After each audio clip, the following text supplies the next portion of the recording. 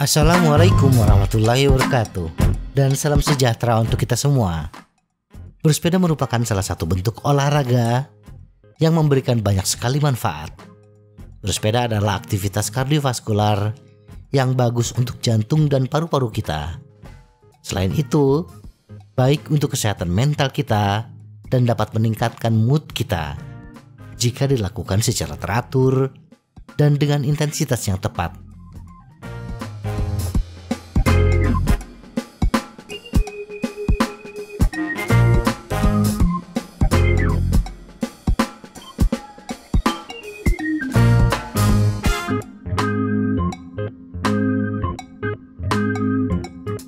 Pesepeda yang kecanduan bersepeda karena dampak positifnya bagi tubuh mereka.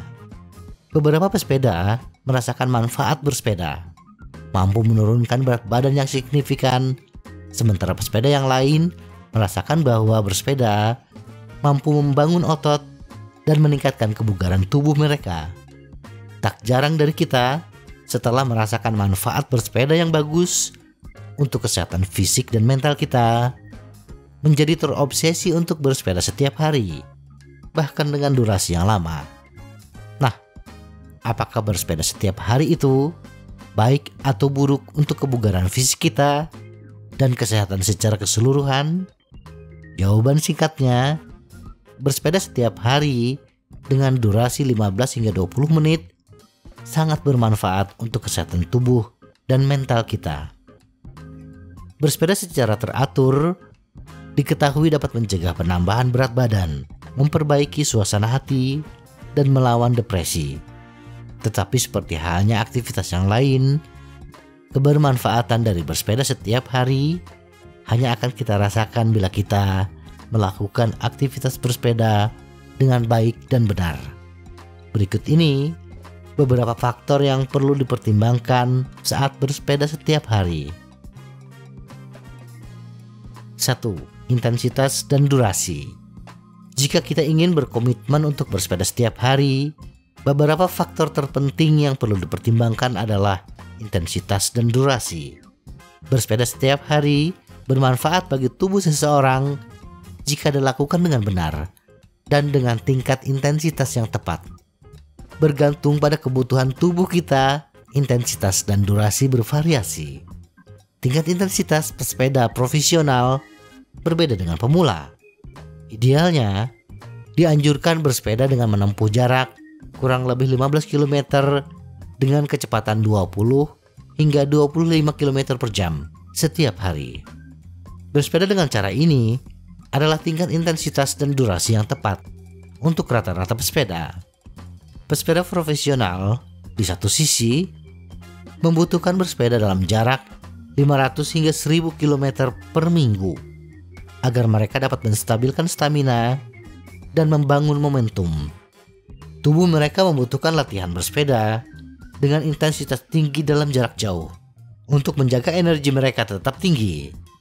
Jadi, jangan terpengaruh dengan pesepeda profesional. Mereka kerjaan setiap harinya memang bersepeda. Sedangkan kita bersepeda di sisa waktu yang kita miliki untuk bekerja. 2. Hari pemulihan. Hari istirahat atau hari pemulihan penting dalam segala bentuk olahraga. Tubuh kita perlu sembuh untuk membangun kembali jaringan tubuh. Jika kita berlatih bersepeda dengan intensitas tinggi, kita harus menyadari kebutuhan fisiologis kita, sehingga kita tidak akan kelelahan dalam prosesnya. Memiliki hari pemulihan sangat penting untuk memberi tubuh kita waktu dan ruang untuk stabil. Kita harus menjalaninya dengan tidur, nutrisi yang tepat, dan hidrasi. Ada 2 tipe pemulihan yang bisa kita lakukan selama beristirahat dari bersepeda, yaitu pemulihan pasif dan pemulihan aktif. Pemulihan pasif berarti kita mengambil hari libur sepenuhnya dari bersepeda. Sementara pemulihan aktif adalah ketika kita masih tetap melakukan latihan dengan intensitas rendah, baik dengan bersepeda atau olahraga ringan lainnya. dan memberikan tekanan minimal pada tubuh di sela-sela latihan intensitas tinggi yang kita lakukan. Selama pemulihan aktif, tubuh bekerja untuk memperbaiki jaringan lunak, otot, tendon, dan ligamen. Pemulihan aktif meningkatkan sirkulasi darah yang membantu menghilangkan produk limbah dari kerusakan otot yang terbentuk akibat bersepeda. Sirkulasi darah yang lancar ini juga memungkinkan otot mendapatkan zat gizi yang cukup untuk memperbaiki dan membangun kembali dirinya. Ketika menjalankan pemulihan pasif, kita bisa tidur lebih banyak karena tidur sangat penting untuk tubuh. Pastikan untuk banyak istirahat, terutama jika kita berlatih keras. Kurang tidur dapat menyebabkan peningkatan kadar kortisol atau hormon stres, penurunan aktivitas hormon pertumbuhan manusia yang penting untuk perbaikan jaringan, dan penurunan sintesis glikogen. 3. Nutrisi. Saat kita berlatih untuk menghadapi sebuah kompetisi bersepeda, tubuh kita mengalami intensitas dan stres tingkat tinggi, baik fisik maupun mental kita. Oleh karena itu, penting untuk memeliharanya dengan asupan nutrisi dan vitamin yang tepat, termasuk vitamin C, D, E, B, dan A. Vitamin C berlimpah dalam jeruk dan buah-buahan lainnya. Ketercukupan nutrisi tubuh dapat memperbaiki jaringan, tendon, dan meningkatkan sirkulasi pembuluh darah yang tepat. Di sisi lain, vitamin D yang bisa kita temukan pada ikan, minyak hati, susu, dan produk susu lainnya dapat membantu dalam pemulihan otot dan membantu membangun tulang dan otot. Buah-buahan seperti alpukat, pepaya, tomat, atau mangga mengandung vitamin E yang kaya. Vitamin E mampu menghilangkan kreatin fosfokinase yang merupakan protein yang dihasilkan dari olahraga intens. Pada kondisi normal, kadar kreatin fosfokinase tergolong rendah dalam darah. Kadarnya yang tinggi mengindikasikan adanya cedera pada jaringan otot, jantung, atau otak. Vitamin B juga penting untuk pesepeda. Vitamin B ini mempromosikan perbaikan otot, regenerasi sel, dan pemecahan karbohidrat. Vitamin A sangat bagus untuk mengatur sistem kekebalan tubuh kita dan memungkinkan berfungsinya organ tubuh kita dengan benar.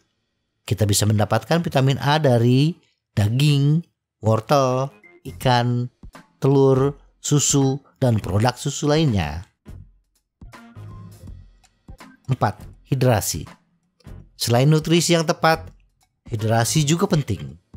Minum air dalam jumlah yang tepat setiap hari dapat membantu mengeluarkan racun dari tubuh kita. Jika kita mengalami dehidrasi dan kehilangan hanya 2% dari berat badan dalam air, kita akan melihat penurunan yang signifikan dalam performa bersepeda kita. Jika semakin rendah, kita mungkin pingsan saat melakukan latihan. Jadi, selalu jaga diri kita tetap terhidrasi, bahkan untuk perjalanan yang lebih singkat. Untuk latihan intensitas, tambahkan elektrolit dalam asupan air kita. Pada orang dewasa, konsumsi air putih yang disarankan yaitu sekitar 8 gelas berukuran 230 ml atau total 2 liter per hari.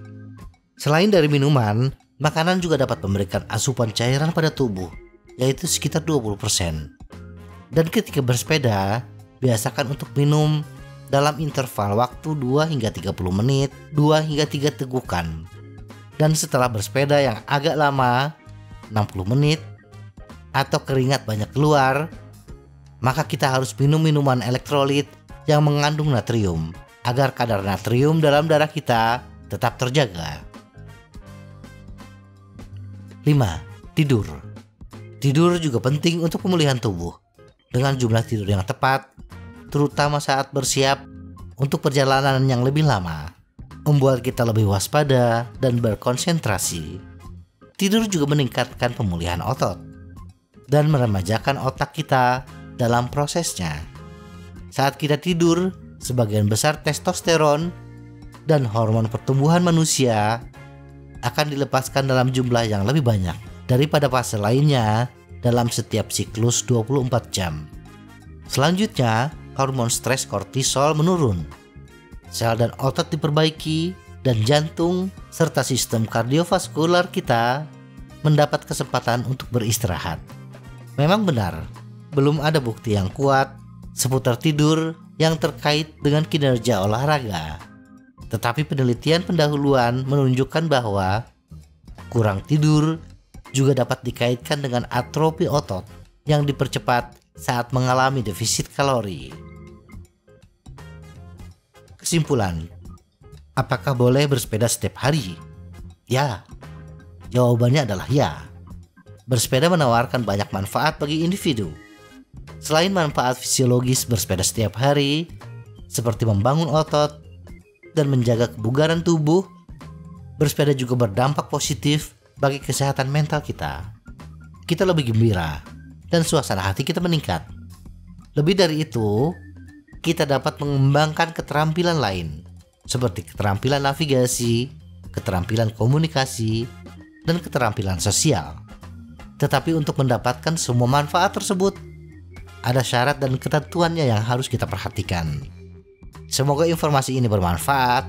Tetap sehat, salam goes.